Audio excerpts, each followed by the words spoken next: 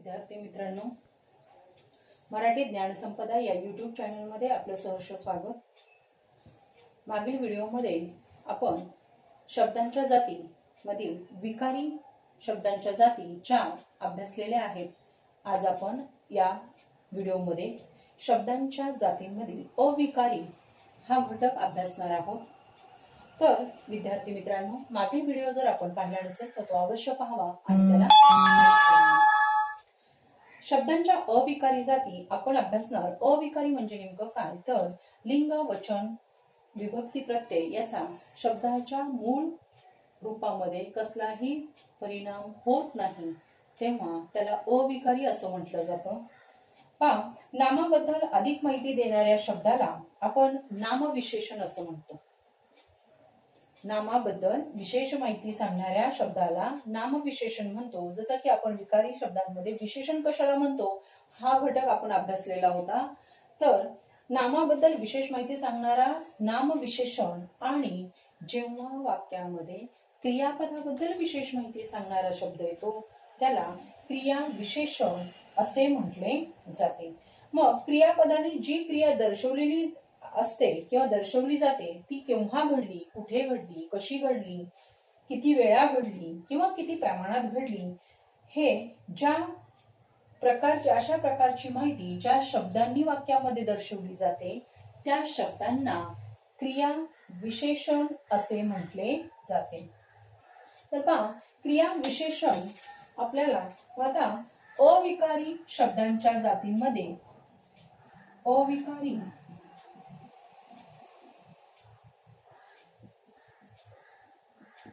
शब्दांच्या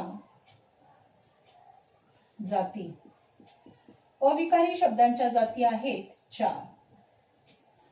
त्यातला पहिला जो आहे क्रिया विशेषण. क्रिया विशेषण क्रिया विशेषण अव्यय असं म्हटलं जातं. मित्रांनो, क्रिया विशेषण अव्यय, आता तुम्हाला सांगितलं की नामविशेषण, नामाबद्दल विशेष माहिती सांगणारा शब्द नामविशेषण. तर अगदी तसंच वाक्यामधील क्रियापदाबद्दल विशेष माहिती सांगणारा जो शब्द असतो तो असतो क्रिया विशेषण. मग अव्यय का जोडलं जातं? अव्यय म्हणजे बदल होणारे, न बदल होणारे शब्द, आणि सव्यय म्हणजे बदल होणारे शब्द. उदाहरणार्थ, विकारी म्हटलं की सव्यय आणि अविकारी म्हटलं की अव्यय. हे लक्षात घ्या. अव्यय म्हणजे अविकारी की त्याच्यात लिंग, वचन आणि विभक्ती, प्रत्यय याचा कुठलाही परिणाम त्या वाक्यातील मूळ शब्दावर होत नाही किंवा त्याच्यात बदल होत नाही. म्हणून क्रिया विशेषण अव्यय हा आपला पहिला अविकारी शब्दांच्या जातींमधला पहिला मुद्दा. क्रियापदाबद्दल विशेष माहिती सांगणाऱ्या शब्दाला किंवा क्रियापदाबद्दल जी विशेष माहिती सांगितली जाते त्याला क्रिया विशेषण अव्यय असे म्हटले जातं. आपण उदाहरण घेऊया. पहा, उदाहरण आहे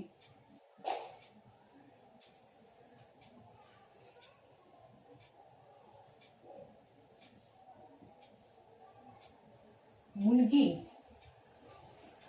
मुलगी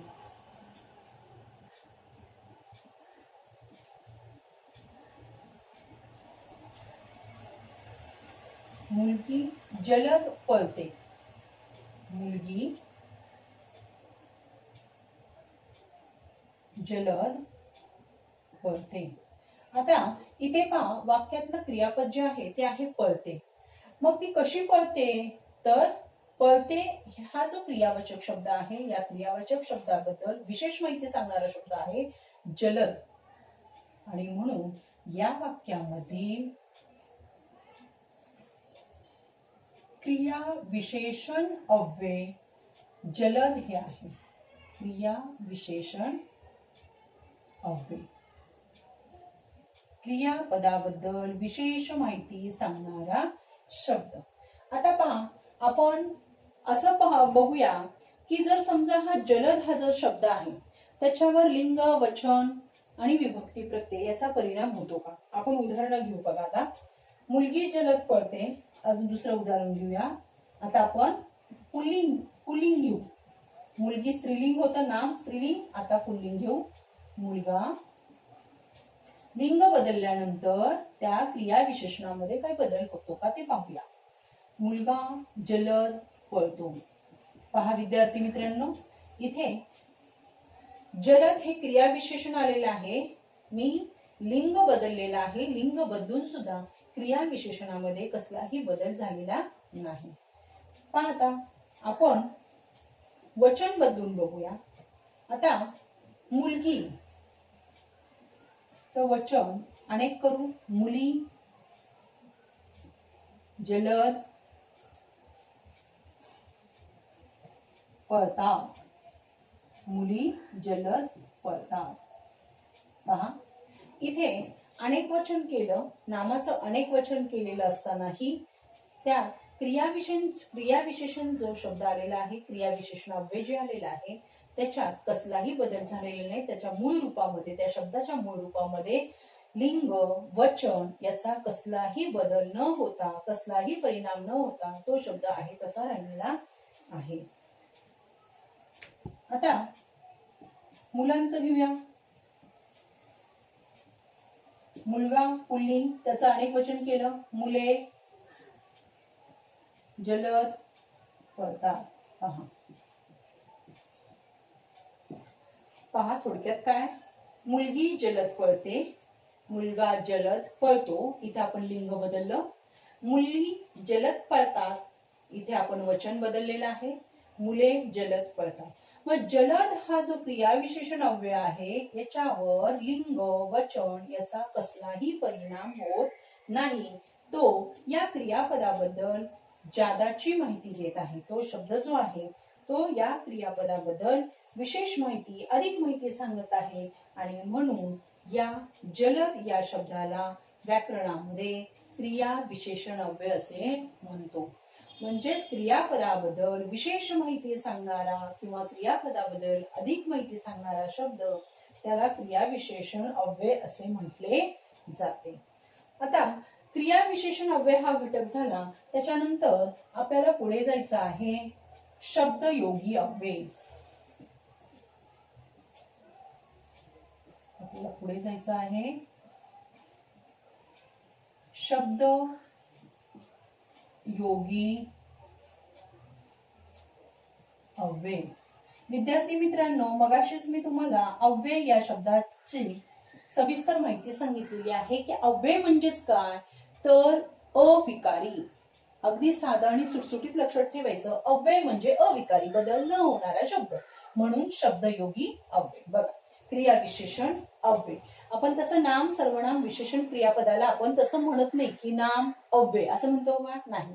कारण नामामध्ये नामातलं लिंग वचन आणि विभक्ती प्रत्यय बदलला की त्याच्यात रूपामध्ये बदल होतो, म्हणून ते विकारी शब्द आहेत. ते विकारी शब्दांच्या जाती आहेत आणि हे अविकारी. मग शब्दयोगी अव्यय म्हणजे काय, तर शब्दाला जोडून येणारा, म्हणजे आता जे शब्द बघा, जे शब्द नामाला किंवा सर्वनामाला जोडून येतात, म्हणजे नामाचे कार्य करणाऱ्या शब्दांना जोडून येतात, त्यांना किंवा त्या वाक्यातील संबंध दर्शवतात, त्याला शब्दयोगी अव्यय असे म्हटले जाते. सर्वात महत्वाचं म्हणजे हे शब्दयोगी अव्यय म्हणजे जे शब्द वाक्यामध्ये जे शब्दाला जोडून येतात ते स्वतंत्रपणे येत नाहीत, ते त्या शब्दाला जोडून येतात. उदाहरणार्थ, पक्षी झाडावर बसला. पहा, आता या वाक्यामध्ये पक्षी झाडावर बसला या वाक्यामध्ये नाम काय आलं, पक्षी. क्रियापद काय आहे, बसला. बघा, आणि तो कुठे बसलेला आहे, तर झाडावर बसलेला आहे.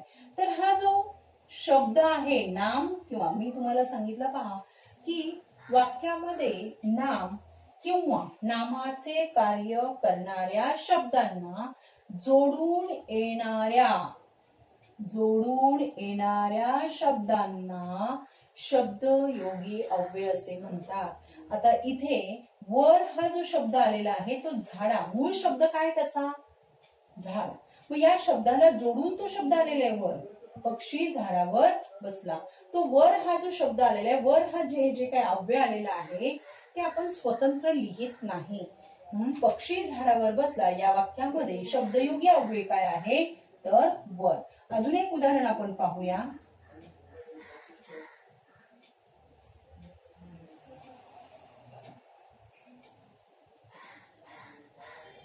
घरासमोर बाग आहे. घरासमोर बाग आहे. आता या वाक्यामध्ये पहा, एक ठराविक शब्द जो आहे तो बघा त्या शब्दाला जोडून आलेला आहे, एक अव्यय आलेला आहे. घरासमोर बाग आहे. बाग आहे पण कुठे आहे? घरासमोर. कुठे आहे? घरासमोर. आणि यातला मूळ शब्द जर आपण पाहिला गेला तर मूळ शब्द घरा. बघा आता घरा, याचा मूळ शब्द काय आहे माहितीये? घर. पण याला प्रत्यय लागला आणि प्रत्यय लागल्यानंतर त्याच्या मूळ शब्दामध्ये बदल झाला. तो प्रत्यय लागल्यानंतर मूळ शब्दात बदल झाला आणि तो झाला घरा. म्हणून हे घरा हे जे आहे ना विद्यार्थी मित्रांनो, याला व्याकरणामध्ये सामान्य रूप असं म्हटलं जातं. आता हाही अभ्यास आपण पुढे करणार आहोत, पुढे जसे जाणार आहोत तसं. पण आता ओघवतेपणे मी तुम्हाला सांगते, घरासमोर बाग आहे. तुम्हाला मी सुरुवातीला सांगितलेलं आहे की हे अविकारी शब्दांच्या जाती आहेत. म्हणजे इथे ज्या अव्ययांमुळे शब्दाच्या मूळ रूपामध्ये बदल होतो तिथं अविकारी शब्द असतात. जसं की घरासमोर मूळ शब्द घर आहे, त्याला समोर हे अव्यय लागलं. समोर हा शब्द लागल्यानंतर त्याच्यात मूळ शब्दाच्या रूपामध्ये बदल झाला. घर मूळ शब्द होता घर, पण घर अधिक समोर हा शब्द एकत्र केला. घर अधिक समोर. पहा, शब्द तयार झाला घरासमोर. आणि म्हणून ज्या शब्दाला जोडून, म्हणजे पहा, जे मूळचे म्हणजे काही शब्द जे आहेत ती मूळचीच क्रियाविशेषणे असतात, मूळचीच क्रियाविशेषण असतात. परंतु हेच शब्द जे आहेत हे शब्द जर शब्दाला जोडून आले तर ते मात्र शब्दयोगी अव्यय असे म्हणतात. म्हणजे आता काही शब्द ते मूळचेच क्रियाविशेषण अव्यय आहेत. क्रियाविशेषण अव्यय म्हणजे काय? आता क्रियाविशेषण अव्ययाचे प्रकार पण आहेत. ती क्रिया कुठे घडली, कशी घडली, किती वेळा घडली. आता माझ्या घरासमोर बाग आहे. बाग आहे पण कुठे आहे? स्थळ दाखवले समोर. म्हणून समोर हे काय झालं? स्थलदर्शक क्रियाविशेषण अव्यय झालं. पण आता इथे हे जे समोर हे जे आहे क्रिया अव्यय हे मूळच काय आहे? क्रियाविशेषण आहे. परंतु हे क्रियाविशेषण अव्यय जेव्हा शब्दाला जोडून येतं त्यावेळेस त्याला शब्दयोगी अव्यय असे म्हटले जाते. विद्यार्थी मित्रांनो, शब्दयोगी अव्यय आणि क्रियाविशेषण अव्यय बघा, क्रियाविशेषण अव्यय आणि शब्दयोगी अव्यय याच्यात गफलत करायची नाही. शब्दयोगी अव्ययामध्ये शब्दाला जोडून अव्यय येतं आणि क्रियाविशेषण अव्ययामध्ये ते शब्दाला जोडून येत नाही, ते स्वतंत्रपणे येतं. उदाहरण मी तुम्हाला एक सांगते, पहा. आता इथे आपण लिहूया, इथे शब्दयोगी अव्यय लिहू, शब्दयोगी अव्यय. आणि इकडे आपण लिहूया क्रियाविशेषण अव्यय. क्रियाविशेषण अव्यय. बघा, आता आपण एक उदाहरण घेऊ. आता बघा, हेच उदाहरण घेऊया आपण की पक्षी झाडावर बसला. ठीक आहे. आता आपण क्रियाविशेषण अव्ययातलं हेच उदाहरण घेऊ की अव्यय शब्दाला जोडून कसे येतात आणि शब्दाला जोडून न येता स्वतंत्र कसे काय येतात. बघा,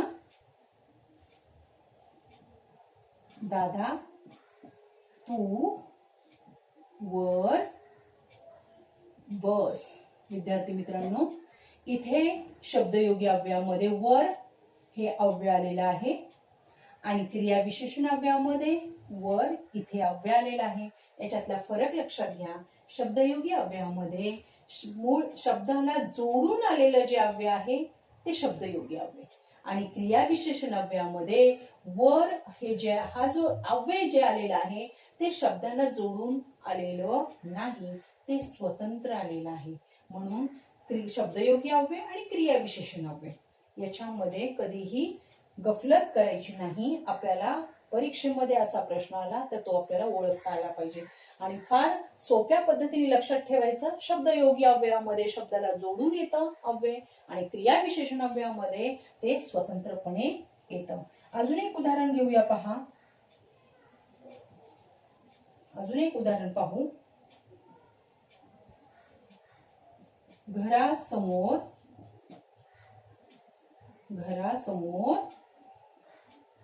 विहीर आहे. ठीक आहे, घरासमोर विहीर आहे. ठीक आहे. आता हेच समोर हे अव्यय आपण क्रियाविशेषण अव्ययामध्ये लिहूया. तो अचानक समोर आला. पहा विद्यार्थी मित्रांनो, लगेच बदल लक्षात घ्या की शब्दयोगी अव्ययामध्ये समोर हे जे अव्यय आहे ते शब्दाला जोडून आलेलं आहे. घर या मूळ शब्दाला जोडून समोर हे अव्यय आलेलं आहे आणि त्याच्यात बदल झाल्या मूळ शब्दामध्ये घरासमोर. आणि इकडे मात्र क्रियाविशेषण अव्ययामध्ये पहा तो अचानक समोर आला. येण्याची क्रिया झालीये पण कशी झालीये? अचानक. आणि बघा अचानक समोर आला म्हणून समोर हे अव्यय आहे ते स्वतंत्र दिलेलं आहे आणि म्हणून क्रियाविशेषण अव्यय आलं. आणि हे समोर जे आहे ते स्थलदर्शक ठिकाण दाखवते. ठीक आहे, लक्षात आलं? तर आता आपण काही पुढे जाणार आहोत. पहा आपण आतापर्यंत पाहिलं क्रियाविशेषण अव्यय, शब्दयोगी अव्यय. आता आपण पाहणार आहोत उभयनवी अव्यय. उभयनवी अव्यय.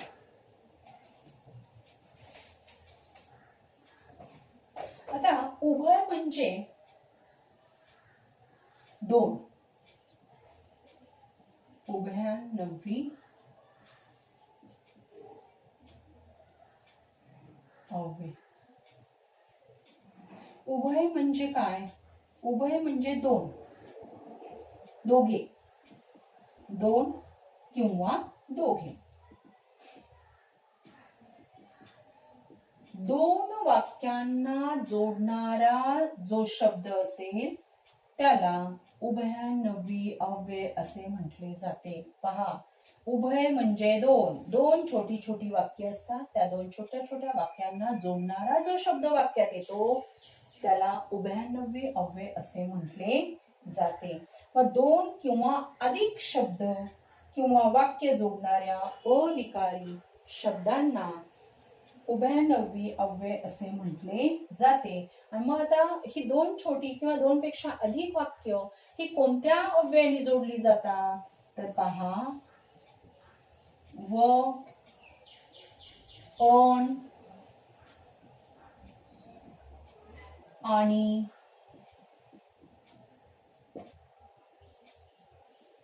शिवाय,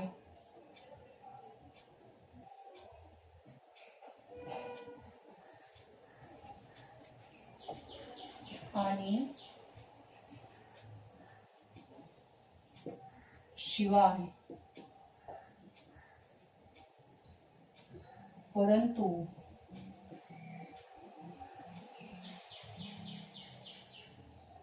नी, अथवा,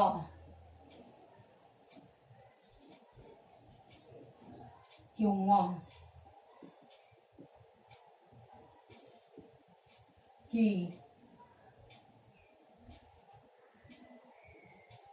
इत्यादी. पहा उभयनवी अव्यय दोन किंवा दोनापेक्षा जास्त किंवा दोन किंवा अधिक वाक्य जोडणाऱ्या शब्दांना उभयनवी अव्यय असे म्हटले जाते. मग दोन वाक्य किंवा त्याच्यापेक्षा अधिक वाक्य जोडणारी अव्यय कोणती? व, अन, आणि, शिवाय, परंतु नी अथवा किंवा की इत्यादी. जसं की पहा, सकाळ झाली व पक्षी गाऊ लागले. उदाहरण घेऊया आपण दोन वेगवेगळी वाक्य. सकाळ झाली व पक्षी गाऊ लागले. गाऊ लागले. आता इथे सकाळ झाली हे एक वाक्य आहे आणि पक्षी गाऊ लागले हे दुसरं वाक्य आहे. पण दोन्ही वाक्यांना मी एकत्रित केलं आणि एकत्र करण्यासाठी मी ज्या अव्ययाचा वापर केला ते म्हणजे व हे उभयनवी अव्यय. अजून एक उदाहरण घेऊया आपण. तुम्ही चहा घेणार की कॉफी? बघा, तुम्ही चहा घेणार की कॉफी घेणार? आपण हे वाक्य आता बघा की या उभयनवी अव्ययाने जोडले. तुम्ही चहा घेणार की कॉफी घेणार?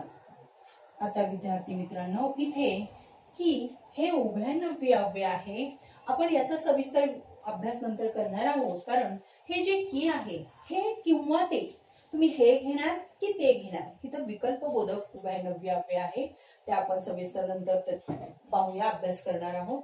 आता पहा, उभयनवी अव्ययामध्ये दोन किंवा अधिक वाक्य जोडणाऱ्या शब्दांना किंवा अव्ययांना उभयनवी अव्यय असे म्हटले जाते. आता त्याच्या पुढे आपण जाणार आहोत केवल प्रयोगी अव्यय. केवल प्रयोगी अव्यय. आता केवल प्रयोगी अव्यय म्हणजे काय? दैनंदिन जीवनामध्ये आपण अभ्यासताना बघा, सतत तुम्ही जे काही घरामध्ये शाळेमध्ये बोलत असताना तुम्ही व्याकरणाचा जवळजवळ 90% भाग तुम्ही अभ्यासत असता. परंतु फक्त तुम्हाला हे माहित नसतं की आपण व्याकरणामधील हा घटक आता बोललो. त्यातलं एक उदाहरण आपण आता सांगितलं, मैत्रिणीशी मी बोलताना मी असं असं बोलले, परंतु ते व्याकरणामध्ये आहे. कारण आपल्या मराठी भाषेचा कणा म्हणजेच आपलं व्याकरण आहे, हे विसरून आपल्याला चालणार नाही. पहा, तुम्ही काळ, रोजच काळाचे प्रकार, रोज वर्तमान काळ, भविष्य काळ, भूतकाळ या तिन्ही काळांवरच रोज तुमचं संवाद होत असतो, बोलणं होत असतं, बरोबर आहे. त्याच्यानंतर नाम, सर्वनाम, विशेषण, क्रियापद याविषयी तुमचं बोलणं होत असतं. परंतु आपण फक्त काय, आता टीचर हे शिकवत आहे म्हणून हा घटक, असं नाही विद्यार्थी मित्रांनो. रोजच्या जीवनामध्ये तुम्ही व्याकरणाचा बराचसा भाग तुम्ही अभ्यासत असता. जसं की आता पहा, आपण केवल प्रयोगी अव्यय जो शिकणार आहोत, याच्यामध्ये तुम्हाला सांगते, एखाद्या दिवशी जर तुम्हाला अचानकपणे कोणी काहीतरी आणून अगदी तुम्हाला आनंद देणारी गोष्ट तुम्हाला केली, किंवा तुम्हाला ज्या गोष्टीमुळे आनंद मिळत आहे ती गोष्ट तुमच्या बाबतीत घडली, तर त्यावेळेस तुमच्या तोंडातून अचानकपणे उद्गार येतात, वाह किती छान. तुमच्या मैत्रिणीने एखादं गिफ्ट तुम्हाला दिलं, एखादी भेटवस्तू तुम्हाला दिली, तर तुम्ही तिला लगेच म्हणता वाह छान. किंवा तिने जर एखादं ड्रॉइंग काढलं सुंदरसं, तर तिला लगेच म्हणतात छान. एखाद्या वर्गामध्ये एखाद्या मुलाने छान उत्तरं दिली की बाई पण लगेच त्या मुलाला म्हणतात शाबास. बघा विद्यार्थी मित्रांनो, आणि एखादी मुलगी अचानकपणे घाबर, म्हणजे समजा तिच्या समोर अचानक काहीतरी तिला भीतीदायक दिसलं, तर ती ओरडते, बापरे असं म्हणते बघा. म्हणजे थोडक्यात काय, तुमच्या तोंडातून निघणारे जे उद्गार आहेत, तुमच्या मनातील भावना, तुम्ही उद्गारामार्फत तुम्ही ज्या तुमच्या भावना ज्या व्यक्त करता, ज्या शब्दांनी व्यक्त करता, ते शब्द म्हणजेच व्याकरणामधील केवल प्रयोगी अव्यय. लक्षात घ्या, म्हणजे तुमच्या मनातील भावना व्यक्त करणारे जे अविकारी शब्द आहेत, ते अविकारी शब्द म्हणजेच केवल प्रयोगी अव्यय. याच्यामध्ये सुद्धा बरेच प्रकार आहेत. मग हर्षदर्शक, आनंद झाल्यानंतर आपण म्हणणार वा, आ हा हा, ओ हो. त्याच्यानंतर आश्चर्य वाटतं, आश्चर्य झाल्यानंतर म्हणतात अरे रे रे रे, हाय हाय हाय, असे शब्द येतात. त्याच्यानंतर तुम्हाला जर एखाद्याची प्रशंसा करायची असेल, कौतुक करायचं असेल, तर त्यावेळेस तुम्ही काय म्हणणार, शाबास, भले, छान, फक्कड. म्हणजे असे उद्गार तुमच्या मनातून तुमच्या तोंडावाटे बाहेर पडतात. तुमच्या मनातल्या भावना तुम्ही ज्या शब्दांनी व्यक्त करता ते शब्द म्हणजेच केवल प्रयोगी अव्यय. मग हे केवल प्रयोगी अव्यय म्हणजेच काय बघा आता. आहा, अरे रे, बापरे, वा,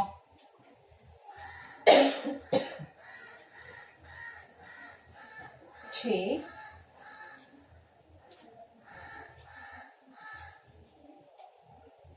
फक्कड,